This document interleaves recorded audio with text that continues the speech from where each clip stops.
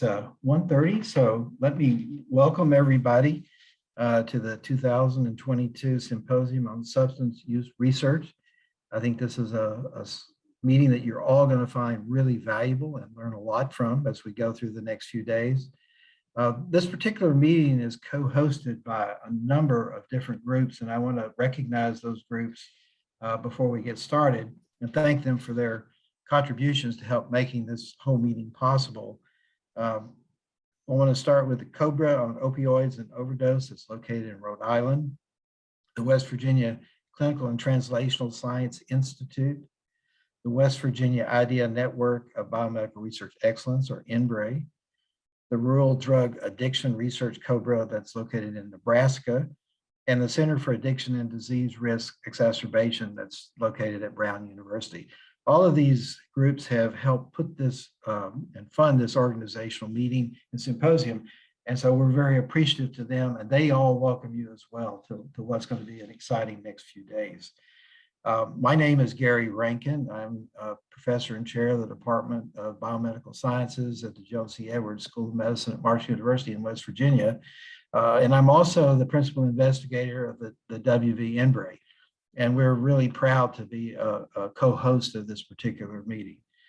The other thing that I want to mention to you very early on is that we're really excited to have all of you here. I think there's a lot you can learn from this session today and the sessions that are coming up. And we want you to be active and participate and ask questions as we begin to go through a number of these activities. There's going to be a lot of other activities going on over the next couple of days. I want to just mention to you that there will be 2 keynote speakers. There'll be a rapid fire poster session. There'll be a short research presentation session, and there'll be 2 additional panel discussions in addition to ours. So you want to make sure that you're able to attend those. And if you don't have the full agenda, you can go to the Rural Drug Addiction Research website, which is capital R, capital D, capital A, capital R, dot, little letters, UNL.edu. And you can go to that website and you can find the full agenda for the meeting. And if you have any questions during the week and you want to check in with some of the procedures or what's going on, you can email the group at capital R, capital D, capital A, capital R, at little letters, UNL.edu. And they'll be glad to answer the questions for you. Today, we're going to start with a pre-conference workshop on grant writing and allow you to have a Q&A session with some of the experienced investigators that we've got here as part of this panel.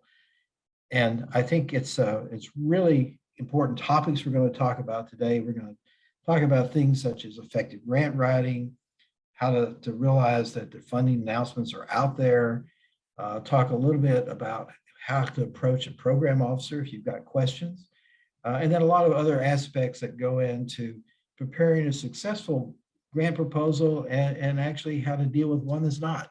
And so there's a lot of important topics we're going to cover. I'm really pleased that we've got 2 very experienced investigators on our panel today, and they've got a wide range of NIH experience that they can share with you.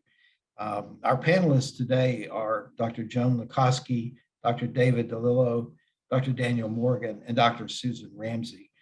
And before we actually get in and start talking about some of these aspects of grant writing, I'd like each of them to take a little time, talk about their background, talk a little bit about their research areas and their grant experiences. And we'll start with Dr. Lukoski. Joan, could I get you to give us a little bit of background? Yeah, thank you, Dr. Rankin. First of all, it's good to meet everyone, and you've got a couple of exciting days ahead. Research, it's my passion, and it has been so for my whole career in academics. So I've had many years of leading research programs, which means I've had many years of writing proposals to support those research proposals and the students and the staff that I've worked with along the way. So I'm currently with the West Virginia Institute for Clinical and Translational Research. I have the pleasure of serving as Director of Investigator Development And one of my hats within that role is to specifically help investigators with writing grant proposals. So today's topic is something that I'm delighted to have this opportunity to meet with you and help address your questions. I would just say that the wonderful thing about writing a proposal, it's a chance to look forward and look to where your research project might go. And so if you have an idea or you have a group that you're working with to accomplish what you're excited about, there's nothing more energizing and stimulating than the challenge of communicating your research ideas to folks that will potentially review it and put it up for funding. And I'm a big fan of the National Institutes of Health. They've funded my own research for many years. And so the opportunity to be here today is a chance for me to give back. And I'm excited to work with my colleagues on this panel. So thank you. Thanks, Joan. Appreciate that. Dr. DeLillo, tell us a little bit about you. Sure. I'm happy to be here today at the beginning of this event.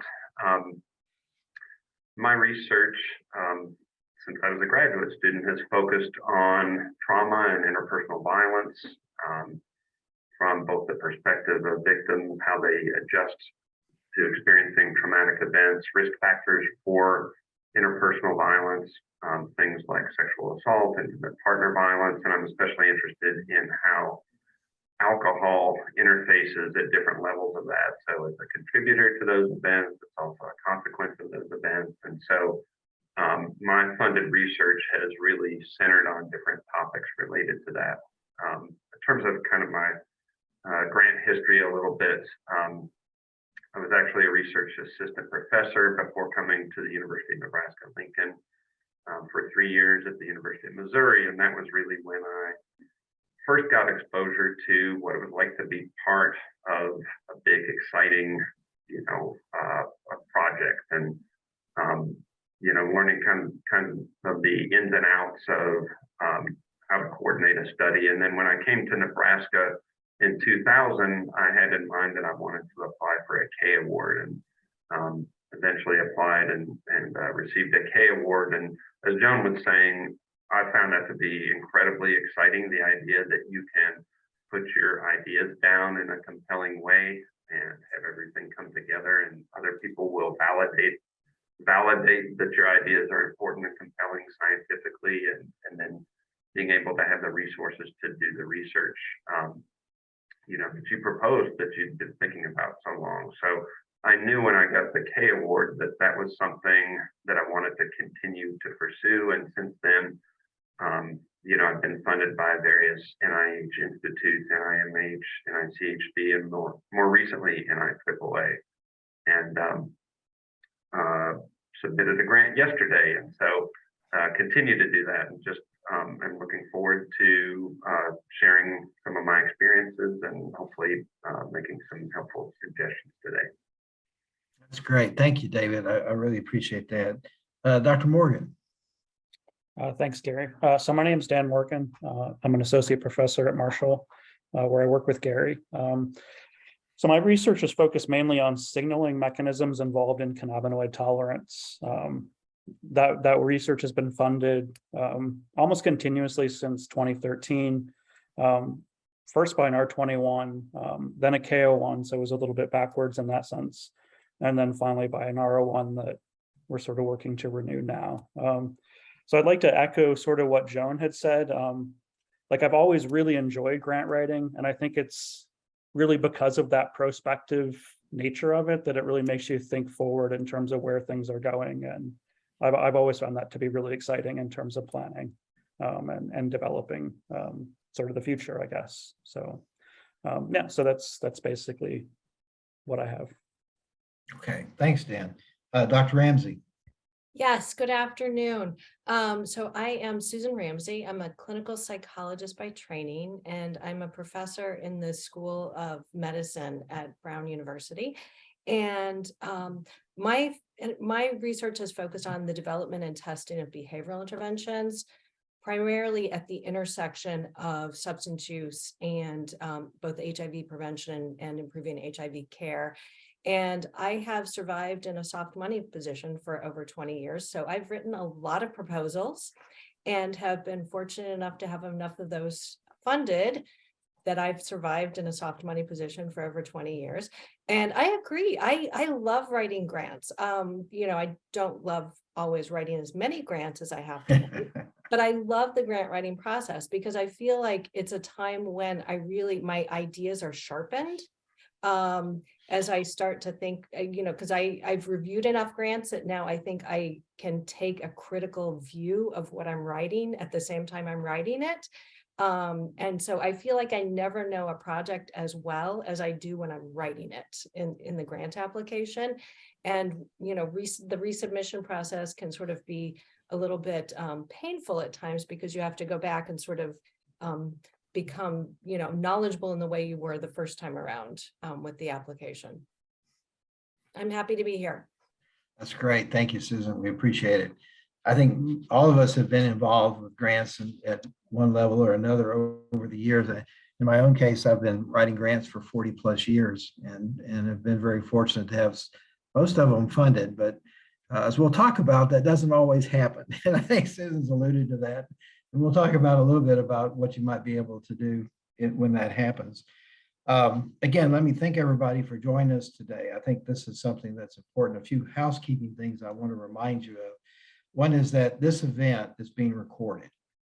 So if you have to step out or you miss some at the very beginning, don't worry. An email will be sent out to all the registrants and posted on social media when the recordings are available and how to get to them.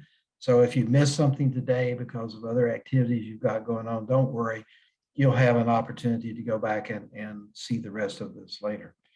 The other thing that I want to mention is that this is actually a webinar. And so as a result, all of the attendees, the registrants that are here at this workshop are muted.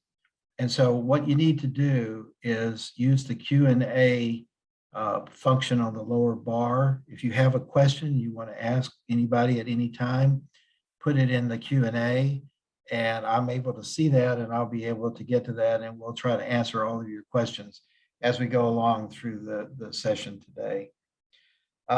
Okay, so without further ado, let's go ahead and start talking about grant writing. And I think one of the things that we need to start thinking about is what type of grant you're going to write for. We know NIH has a lot of different types of series. There's the F series, there's the K series that David was talking about. There's the R series, which most of us have been funded through for many, many years. And I think it's worth talking a little bit about what the goals and intents are of these various series. Now, Joan, I know, has a lot of grant writing clubs as part of the CTSI, and she's had a lot of experience at helping people organize that and is very familiar with all the programs.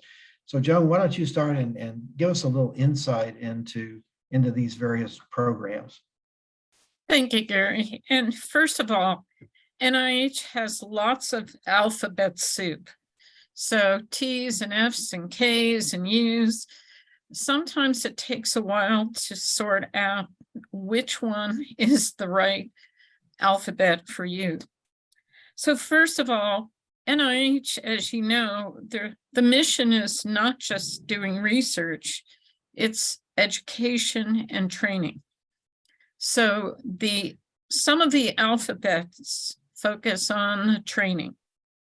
And those would be fellowship awards or the F series. And those are predominantly for undergraduate or graduate students and postdocs. And those of you who are postdocs know there's a wonderful F award that's a transition award between an F and an R grant called the K99, R00. So funny numbers as we get to Ks. But the fellowship awards also now have some transition awards where you can obtain some support as a graduate student for a few years and then receive support as you transition to your postdoc. Fellowship awards are really designed to help an applicant who is interested in completing their doctoral research work and staying in science for a career. They can be funded for a few years, up to 5 years, depending on your special circumstances. And the NIH is particularly creating some new awards for fellowships. And there's a lot of information on the NIH website. If you think as a graduate student or a postdoc, a fellowship award to you would be ideal. But all of the F awards require you to have a sponsor or mentor whose lab you're working in, who helps you with putting this application together. NIH doesn't expect you as a trainee to have your own research program, but to be gaining the skills and the knowledge at your appropriate level of training. So many times, maybe not a first year graduate student, but second or third year graduate students, as they're working on how their dissertation research is moving along, might apply for one of those applications. There are also training grants. Some of you may be on what are called T32s. And those are similar to fellowships, but they're awards to the institution to help train individuals. But I think many of you today who are on the call may be very interested in writing competitive fellowship application, and those applications are accepted 3 times a year. NIH has grant cycles, that's part of the language. But they're a wonderful opportunity to gain more experience with grant writing too. And so those of you who are eligible for those, there can be terrific awards. Now, you've already heard about the K award. Both Daniel and David have received K awards. The K stands for the word career. And it must be the letter C was busy someplace else with NIH, so they picked K for career. But K awards allow individuals who are postdocs or early career faculty to have protected time with a group of mentors to further develop their research skills and programs. And, you know, NIH, because NIH receives its support from Congress, always is looking for research to discover new and exciting things. So for a competitive K award, there are awards for clinicians and basic scientists, but for those K awards to be competitive, the individual has to be learning something new that will help them progress in their career. And it's clear that K awards work really well because we have 2 highly accomplished investigators who've had that kind of support. K awards, though, are a stepping stone to R series grant, and R stands for research. They're technically called research program grants, RPGs. There are many different kinds. There are R grants that are small, like pilot awards, and those are R03s.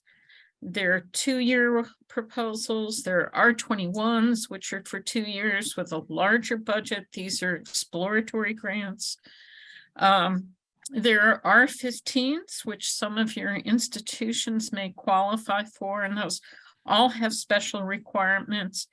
but probably you've all heard the most about the R01, which is the Premier Independent Investigator-initiated research project.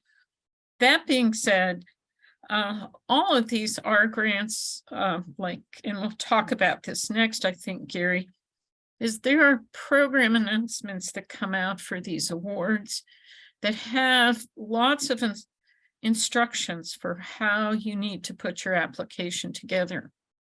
But I think what's really important to remember, at every stage in your research career, whether you're just beginning, maybe you're an undergraduate and you're heading to graduate school, maybe you're postdoc ready to transition to a faculty position, but even mid-career faculty and senior faculty have access to different kinds of K awards and different kinds of art grants. So part of the process of working with NIH, which is our funder that we're talking about for substance use research, is to understand there are lots of opportunities and you have to ask questions to find out which is the best fit for your individual circumstance.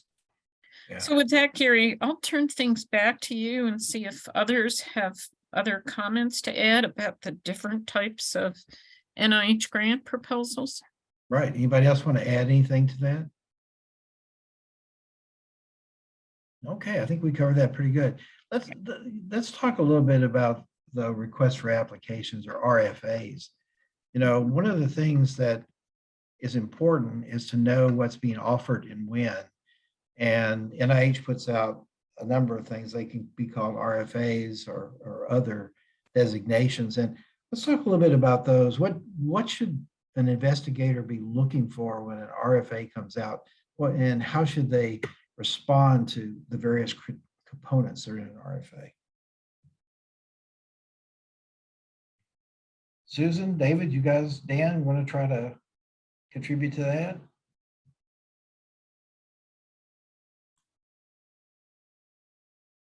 Well, I'm always very, excited when I see an RFA that seems to apply to the kind of work that I do. These are long documents that have, lots of sections that talk about the background of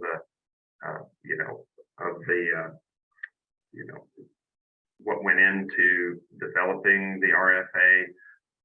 Importantly, they also talk about the institutes, or they will list the institutes that are participating in that request. And so on occasion, I've gotten excited about a particular topic area, and then look to see whether the institute that I'm used to applying to is participating in that or not. And so if not, then you're looking at potentially making a contact or reaching out to a program officer at a different institute. But I usually skim RFAs initially just to look at fit, to see if it fits with the kind of research I'm interested in, to see what kinds of grant mechanisms are supported through that RFA. Do they support R proposals? Do they support K proposals, et cetera? And then making sure that that the institute that I'm used to going to, or in my case would be NIAAA usually, that they are participating in that particular request. So I would recommend reading those RFAs very carefully, and then reaching out. There's always a contact person listed at the bottom of that RFA. Oftentimes they'll have multiple contact people listed, and reaching out to those individuals as you have questions, because sometimes it's difficult to tell, or in the language that's used in those sometimes can be hard to decipher, and so you might have questions about whether a particular RFA is a fit for you. So reading it thoroughly and then reaching out with questions. Yeah, I can't stress that enough. Reading it thoroughly is really important. So paying attention to the types of applications that are responsive and the types that are considered unresponsive. There's usually a list of those as well in the RFA. And there are things that can feel a little like you're reading the fine print. Like for example, sometimes RFAs will say you need to include this type of outcome measure, for example, or there are some RFAs where you have to include travel in your budget to an annual meeting of recipients for that particular RFA. So just, if I'm responding to an RFA, I read it very carefully a number of times just to make sure that it's completely responsive, because the worst possible thing is to pull together a great application that is considered unresponsive. And Susan, to add to that, I think it's always important to check your eligibility for an F award or K award, because sometimes the RFA is written for a very specific purpose. And again, like you said, you don't want to write the application and then find out you're not eligible for it.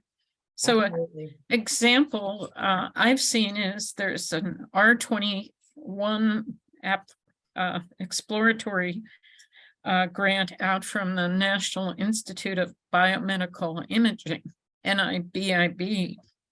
And they actually require you not to have had a major grant from NIH and not to show any pilot data. And so if you put in pilot data, they'll actually send it back and say, no, you're too advanced.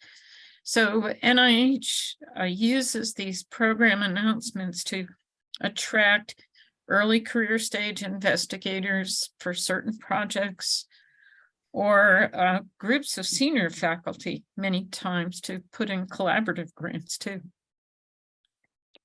Yeah, I mean, so I think that these very specific RFAs, I mean, it's really telling you like what the priority is of that funding agency, to be honest. So oftentimes percentiles won't matter as much, simply because this is their priority. They may or may not get tons of grants to that RFA.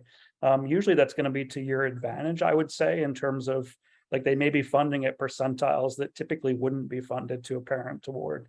But what Susan said, I think, is absolutely on par.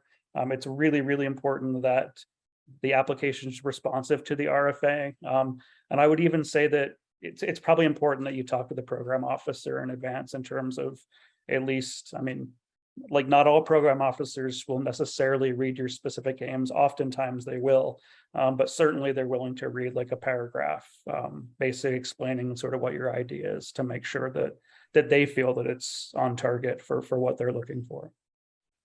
You kind of opened up the door to something else, Dan. Let's go ahead and talk about this a little bit. And that's actually approaching your program officer with questions. I mean, I know a lot of people are nervous about that, or they're a little bit concerned about what will happen. What advice would you give to a grant applicant? They have an idea. How would they go about figuring out first who the program officer is, and then what would they do to approach them? I mean, so I can definitely say for NIDA, like it's a fairly small office. When I've approached program officers, I mean, I had somebody that I worked with for many years, like since I really started my own independent career. And honestly, even when he wasn't the designated program officer on like grants that I had, I would still ask for opinions. And his advice was always, I'm down the hall from your program officer. Like we'll talk about it and let you know. So I think, I mean, you can find some of this information online in terms of who the likely program officer would be.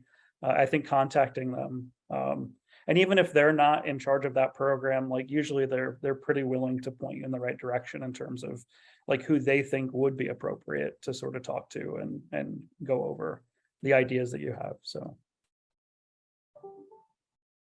Okay. Anybody else want to comment on that?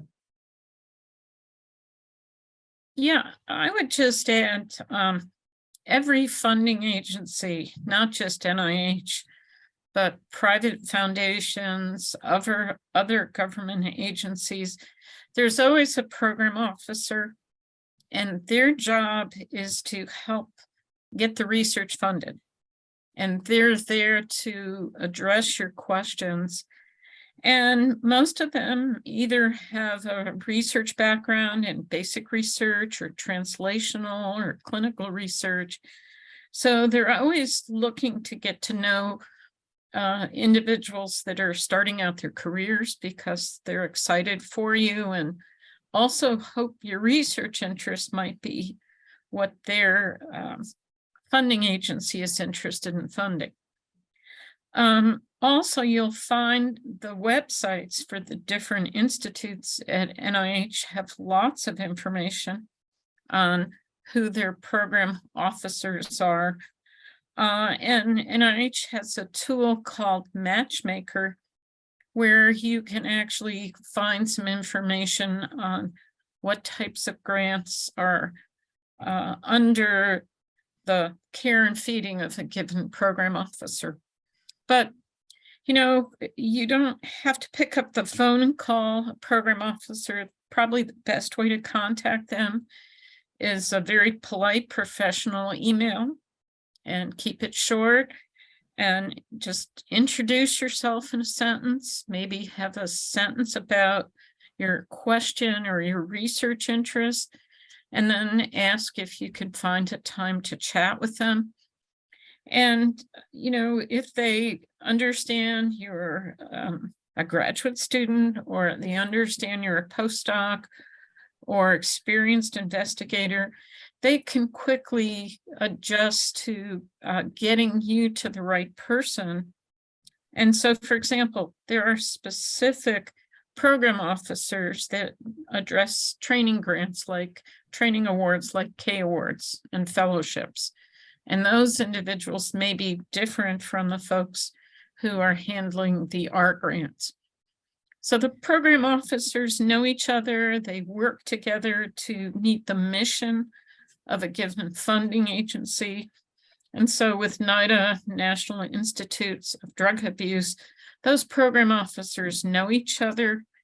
And so, like Dan said, if you've contacted the program officer who maybe isn't in charge of what your question is, they will try to get you to someone within their organization that can help you.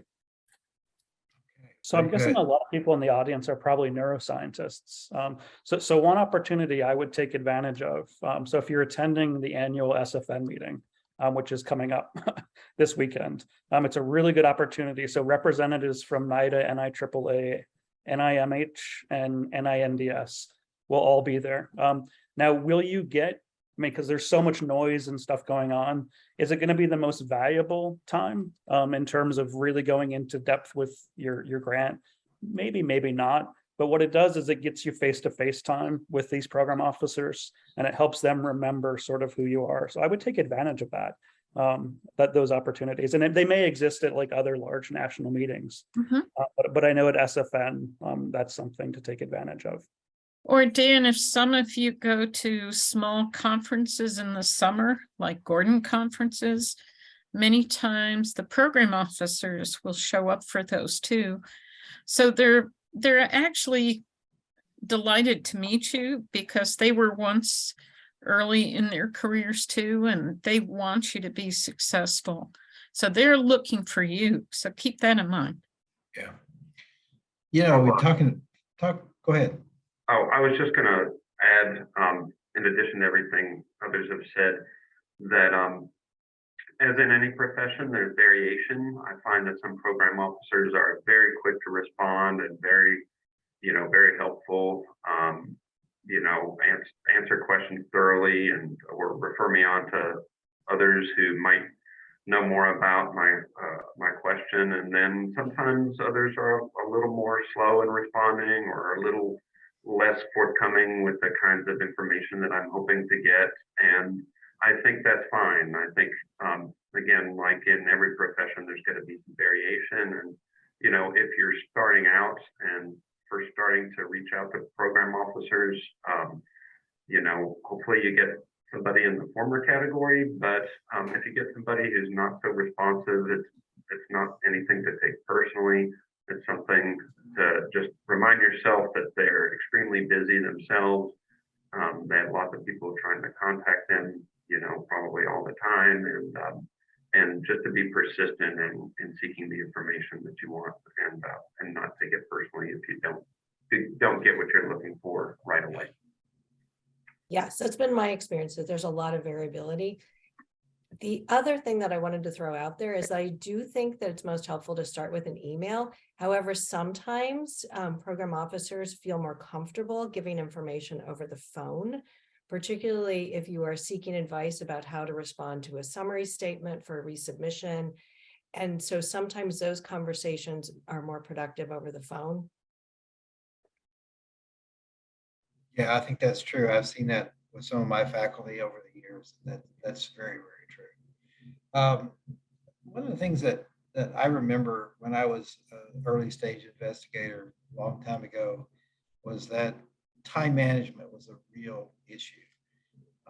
You're being asked to lecture on this, they want you to be on these committees, et cetera, et cetera.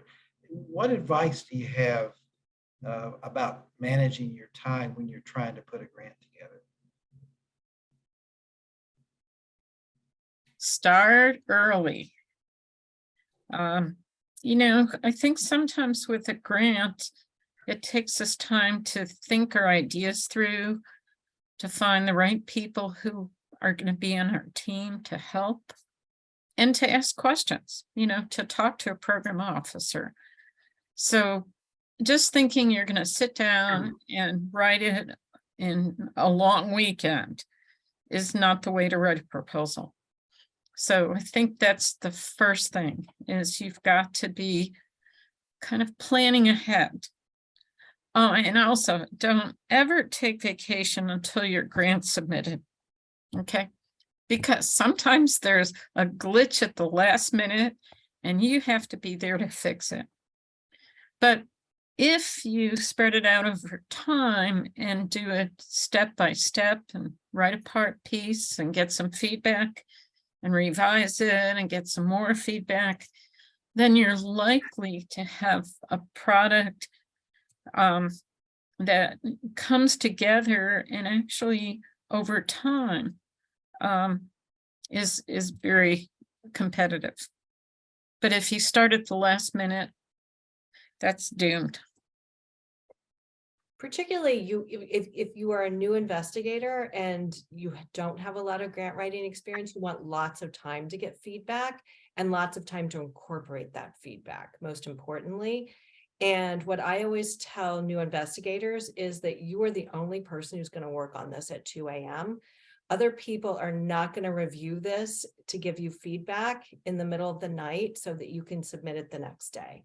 So, you have to allow enough time for other busy people to review it, give you feedback, and then allow yourself time to incorporate it. Yeah, I agree with all those comments. Also, just not underestimating the magnitude of time, how much time it will take.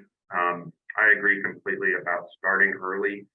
The ideas take time to come to fruition. The devil is always in the details, and you will inevitably get to a part of the grant or part of the proposal, say the methodology that you thought you had figured out, and when you go to put it down on paper, oh gosh, that's not going to really work well enough, or and so it's a 2 steps forward, 1 step back process rather than a linear process. Ultimately, you're going to make progress, but you have to build in the time for those, in addition to getting feedback from others, for allowing the ideas to evolve and change. And I'm thinking in particular of new, early career faculty. It's very stressful to add a grant on top of everything else that you're doing, right? You're teaching, maybe you're doing research, you have some service obligations.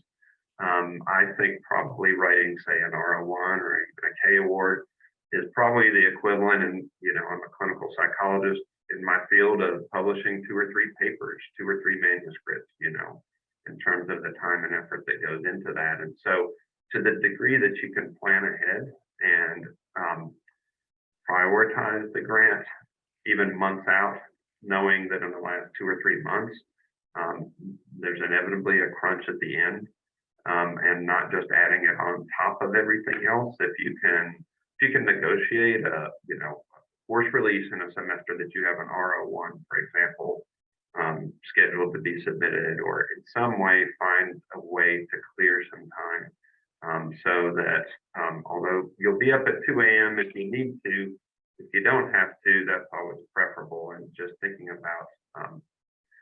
in advance about prioritizing it and what can you move off your plate in order to put the grant on your plate. And David, that is great advice, because I think sometimes it just seems like it's a mountain that's too high to climb, So the other thing to do is to look for folks, if you can go to a workshop on grant writing to get some ideas of what's required for each part of a proposal. You could have a writing group, a group of colleagues that get together once a week and you give each other feedback. But if you break it up into smaller pieces, that's a help. But I would say the process of writing a proposal helps strengthen your science, because you have to sort out the logic. And many times with faculty, as they have their first lab and their first RO1 submission, that proposal has 10 years worth of research in it, and yet you can only be funded for 4 or 5 years at a time. So the actual process of writing the proposal helps you think through, how am I actually going to carry out these ideas when the funding arrives? So it helps you kind of walk through all the steps of what you need to accomplish and test your ideas. And of course, NIH likes hypothesis-driven research. And I think the other, go ahead. I just had a couple of minor points I wanted to throw in. One is I always start the process. I've written a ton of applications, but I still always start with a checklist, because the science is really a fairly small part of the entire application. And I think a lot of new applicants are very surprised by how much time the other stuff takes. And so in line with that, I think having an example of a successful application of the same mechanism that you're submitting can be incredibly valuable, because then you know what the facilities section is supposed to look like, and what the budget justification should include, and things like that. So it's much easier if you have an example as you're sitting down to write your first application. So I think in terms of starting early, so I think your specific aims need to be near perfect. They need to be polished, very good. So the advice I've always given is that I spend way more time crafting the specific aims than I do writing the research strategy. Mhm. In fact, honestly, like usually these are ideas that have been percolating and simmering for a year or 2 years, right? And I may work on it and then have people look at it and then put it on the back burner, and then come back to it. But I would say that, for a good set of specific aims, like in terms of really specifically what people are saying in terms of starting early, I mean, like probably a year in advance. I mean, to really be able to get time to get feedback, process that, and then make tweaks and modifications. So, but that's just sort of how I go about things. Well, Dan, that's great advice, because the specific aims page is 1 page. And yet it's easy to ask folks to read a draft of 1 page and give you feedback. And once that 1 page is really solid, it is easy to outline your proposal and fill the information in. But it's already November. If folks are graduate students or postdocs are thinking of fellowship awards, the next one is December 8th. It's way too late to start writing for December 8th, but you should be thinking about the next deadlines in next spring and next summer. And same thing with R grants and K grants. You have to sort of start looking at the deadlines ahead. So June 5th is when the next R1s go in after February 5th. And so the good news is there's always another deadline. So if you're not quite ready for the next one, you want to get another paper out, you have more time. But at the same time, at some point, you have to submit the proposal so you get some funding. Because if you don't submit, you won't get funded. You know, we've done a lot of talking about what you should do. Mhm. What are some of the things you shouldn't do when you're putting a grant application together? I mean, we've alluded to one of those already, and Yeah. that's being overly ambitious. That kills tons of grants. Mhm. As you put in 10 years of work for a 5-year grant or a 4-year grant, it isn't going to fly. But what else should people avoid when they're writing grants? Mhm. I mean, one thing that comes to mind is making aims dependent on each other. Mhm. That's a good one. You guys want to talk about that? You're talking about stacked aims, Gary. Yeah. Where in the first aim, maybe you're developing a new mutant mouse model, but you can't do aims 2 and 3 without aim 1 working first. And that's tricky because in some fields, like interventional research, you actually have to develop the intervention before you test it. So there are different ways to handle those kinds of issues. But the stacked aims are sometimes assigned to the individuals who are going to review your proposal that the project isn't quite yet ready to move forward. So I think that's a good one to watch out for. I would say another piece I kind of encourage everyone to do nowadays, it's not so much what not to do, but don't forget to talk to a biostatistician and make sure your study design is rigorous, and scientific rigor is something that's looked at very carefully, whether it's a fellowship or a K or an R grant. So that's kind of do and don't. Make sure it's there. Yeah, and always need to have that power analysis in your grant to show that your N numbers are right. And you know, the other big thing it seems to be at NIH right now is gender as a biological variable, making sure you have both males and females. So, you know, in reviewers of grants, 2 things that really are important to make sure you've got in there, unless it's gender specific, what you're studying, is to include both genders and to make sure you have the power analysis to show you've got exactly what you need. We haven't talked a lot about sort of pulling your team together for a grant application.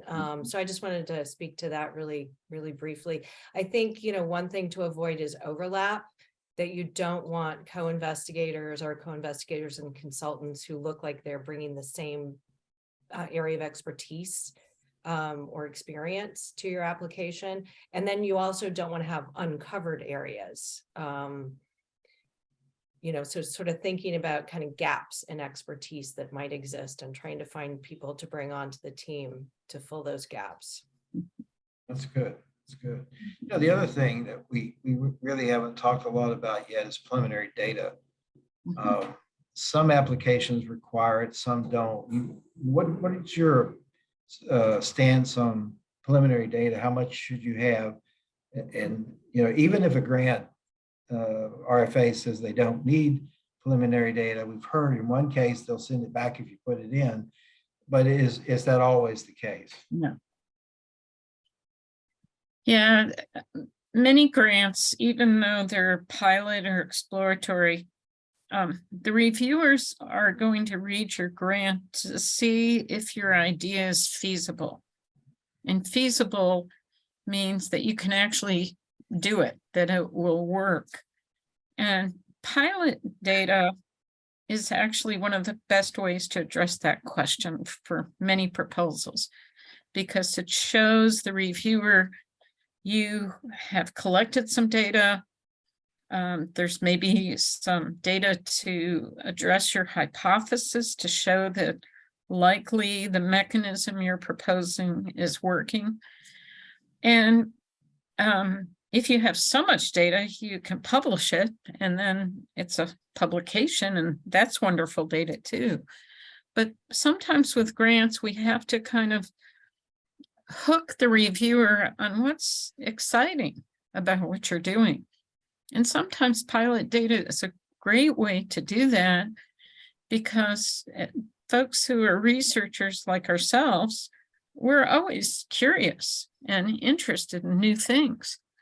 And so that's part of the art form of grant writing, is to think of how can I get this reviewer as excited about my research as I am excited about why it's important. And so preliminary data can really, or pilot data can do a great job. Yeah, I agree. Reviewers are looking for weaknesses or vulnerabilities in your proposal, and so that can come in the form of using measures that are new or untested, or proposing to work with a population that you haven't recruited or worked with before, using a methodology that you don't have experience with, a new technique of some kind. Really, any of those things, if you feel like if you were to write the proposal without pilot data, you'd be going out on a limb and trying to convince reviewers that you can do something that you've never done before. Then I think it's good to stop and ask the question about whether you might want to collect some pilot data to demonstrate, as Joan said, to demonstrate feasibility, that this measure performs the way I think it does, or I'm capable of recruiting the sample that I am proposing to recruit here, or to use a particular technique. You can do some of that with bringing co-investigators on to a project who have expertise and experience in those areas, but I also think there's no substitute for pilot data that was generated by the PI or the MPIs for a project. And as far as convincing reviewers that you're capable of and it's feasible to do that project, and you're really shoring up some of those potential weaknesses that they'll be looking for. Yeah, we've got about 10 minutes, a little less than 10 minutes left, and I haven't seen any questions in the Q&A column yet. If any of you have any questions, please enter them into the Q&A bar, and we'll be glad to try to address those as we go through the last 10 minutes or so. And I'll be watching for those if they show up. The other couple of other little things while we're waiting to see if we get some questions is, I think, significance. A very, very important aspect of any grant is whether you're studying a significant problem.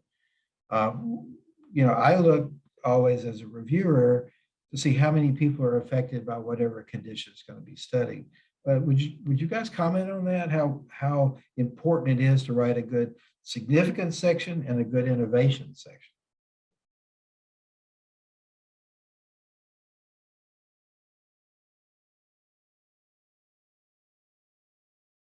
Anybody?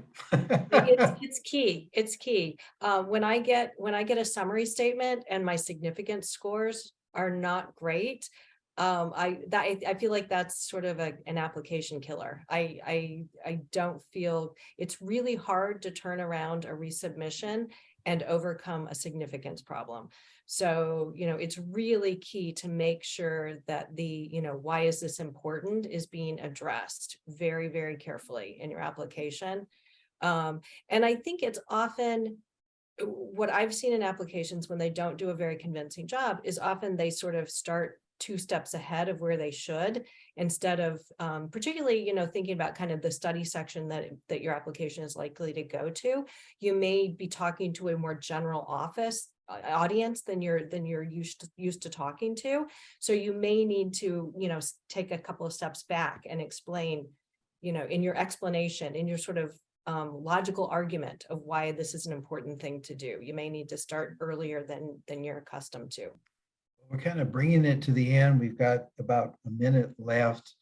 And in that time, let me thank everybody for joining us today. Let me thank all of our panelists for their insights into things that can help young investigators, as well as people like me even, with some great ideas that you guys have shared with everyone today. I really hope that you have a great day ahead of you and that you enjoy the rest of the symposium over the next 2 days. And so I hope to see you again in another session. Y'all take care.